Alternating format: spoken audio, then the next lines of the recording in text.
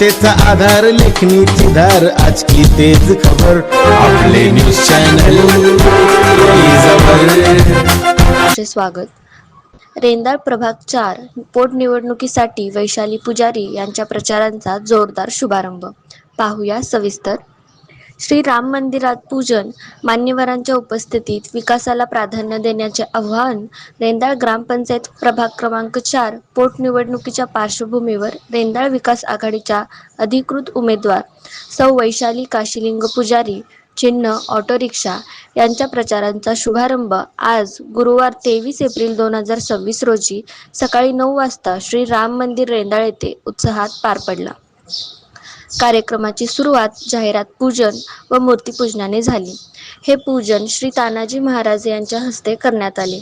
कार्यक्रमाचे प्रास्ताविक कॉम्रेड इंद्रजित विभूते यांनी करत निवडणुकीचे महत्त्व अधोरेखित केले।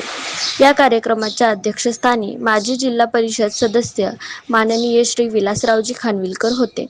यावेळी रेंदाळ शहर भारतीय जनता पार्टीचे शहराध्यक्ष संदीप करडे, हातकणंगले तालुका पंचायत समिती सदस्य विजय माळी, हातकणंगले तालुका पंचायत समिती सदस्या सौ मनीषा पुजारी, लोकनियुक्त सरपंच सौ सुप्रिया पाटील, युवराज करडे, युवराज पाटील, दरेकांत बाणेदार, सौ पार्वती निकम, राजू हेगडे, बाळासो शिंदे, शिवाजी पुजारी, नितीन गायकवाड, अरुण गायकवाड, राजू पाटील, सुनील गुदले, बजरंग दानोळे, बाबूराव दांडगे, दादासो खानविलकर, सूर्यकांत पांढरपट्टे, बंडा पवार, वामन कांबळे, अरविंद कांबळे, विक्रमसिंह खानविलकर, दिग्विजय खानविलकर, विक्रम जगदाळे, बाबासो शेळके, राज नाईक, विक्रम पाटील, अशोक महाजन, नितीन पाटील, उमेश तांबे, शहाजी पाटील, संतोष घोडेस्वार, मानसिंग पाटील, सरताज नाईकवाडे, दीपक पुजारी, सागर कोरे, निलेश इंदुलकर, विशाल शिंदे, श्रीकांत पुजारी, जालिंदर पाटील,